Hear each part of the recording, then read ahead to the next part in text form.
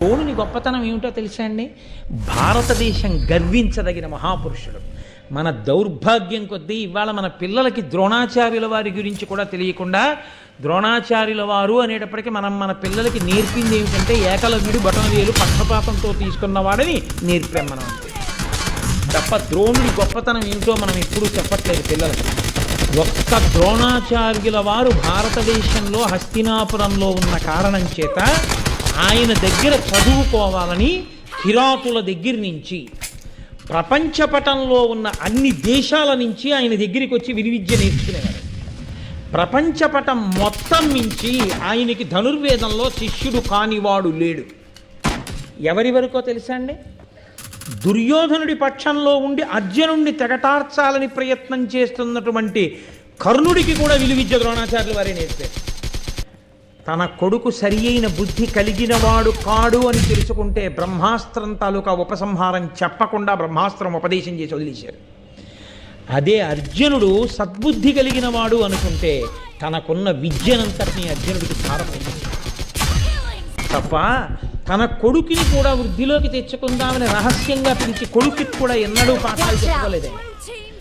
తన దగ్గరికి వచ్చి వినయంతో నిలబడిన వాళ్ళందరికీ అంతగా విద్యను ఇచ్చాడు. అటువంటి వాడు ఏకలవ్యుడికి ఎందుకు ఇవ్వలేదు? అది ఏకలవ్యు ఆఖ్యానం వచ్చినప్పుడు మీరు విందిరుగాన ఉపాఖ్యానం. కాబట్టి ఇప్పుడు అటువంటి మహానుభావుడైనటువంటి ద్రోణాచార్యుల వారి దగ్గరికి వీళ్ళందరూ శిష్యరికానికి వచ్చి కూర్చున్నారు. కూర్చుంటే ఇందులో ఇంతమంది కూర్చున్నారు. హస్తినాపురంలో బంధు బంధు బంధు ఈ 105 కాదు, ఇంకా చాలామంది కూర్చున్నారు. వీళ్లలో నేనసలు నాకున్న అస్త్ర విద్యనంతటినీ ఎవరికి ఇవ్వాలి? కాబట్టి ఇప్పుడు ఆయన పిల్లలందరినీ కూర్చోపెట్టి అన్నాడు, మీ అందరికీ నేను ఇప్పుడు విలువిద్య నేర్పిస్తాను, ధనుర్వేదం నేర్పిస్తాను. అందరికీ బాణాలు వేయడమే కాదు, ఈట విసరడం ఒకడికి, ఖడ్గ విద్య ఒకడికి, గదాయుద్ధం ఒకడికి, ఇంతమందికి ఇన్ని నేర్పాడండి మహానుభావుడు. నేర్పుతాను, నా కోరిక మీలో ఎవరు అంటే నేర్చుకునే వాళ్ళేనా? గురువు గారికి ఏదైనా అవసరం ఉందంటే అసలు అదేమిటి గురువుగారు అని కూడా అడగకుండా మనం తీర్చలేని కోరిక గురువుగారు అడుగుతారా? ఒకవేళ మనం గురువుగారి కోరిక తీరిస్తే అది మన శక్తే. గురువుగారి అనుగ్రహంతోనే గురువుగారి కోరిక తీర్చాలి. గురువుగారి అనుగ్రహం లేకుండా గురువుగారి కోరిక ఎలా తీరుస్తాం? కాబట్టి గురువు కోరిక తీర్చడానికి గురువుగారి అనుగ్రహమే హేతువు, నేను కానీ గురువుగారు నేను అనడం వల్ల నేను తరించడానికి స్థితి కలుగుతుంది. నేను ఆయన నుండి విద్య పొందడానికి నా యోగ్యత ప్రకటనమవుతుంది. ఇది గమనించిన వాడు అర్జునుడు. ఇక్కడ కలుస్తున్నారు గురు శిష్యులు. అందుకే ఇవాల్టి రోజు ప్రసంగం చాలా చాలా పవిత్రమైనది అన్నానంటే నా ప్రసంగం గొప్పది అని నేను సోత్కర్షత అనలేదు. భారత కథ యందు ఈ ఘట్టములు గొప్పవి అన్నాను. గురు శిష్యులు కలుస్తున్నారు. ఇవాళ అర్జునుడు తయారవడం ప్రారంభమైంది.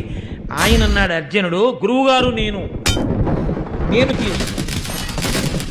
మిగిలిన వాళ్ళ వంట చూశాడు. ఈ కోరికలన్నీ మేము ఎక్కడ తీరుస్తామని పక్కే కాల్చుతున్నాడు.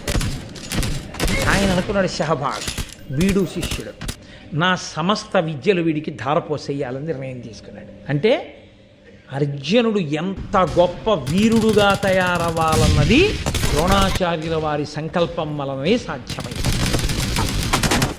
నరుడు అస్త్రశస్త్ర విద్యా పరిణతి అధికుడయి వినయపరుడయి శశ్వద్గురు పూజా యత్నంబున బరగుతూ సంప్రీతు చేసే భరద్వాజున్. అర్జునుడు విద్య ఎందుకు నేర్చుకోగలిగాడో మనకి నేర్పుతుంది. అర్జునుడికి విద్య ఎందుకు వచ్చిందో తెలుసా అండి? వినయము లేని చోట విద్య రాదు, ఒకవేళ వచ్చిన అది జ్ఞాన కలునిలోని శారదయోలే. వాడు ఎప్పుడో అప్పుడు జైలుకి వెళ్ళడానికి మనకు వస్తుంది విద్య. అదేమిటండి అంత మాట అన్నారని మీరు అనుకుంటున్నారేమో. వాడు ఎంత గొప్ప ఇంజనీరో అయ్యి వాడు వెనక మూటలు కట్టడానికి కూలిపోయే బ్రిడ్జీలు కడితే ఏదో ఒకనాడు జైలుకి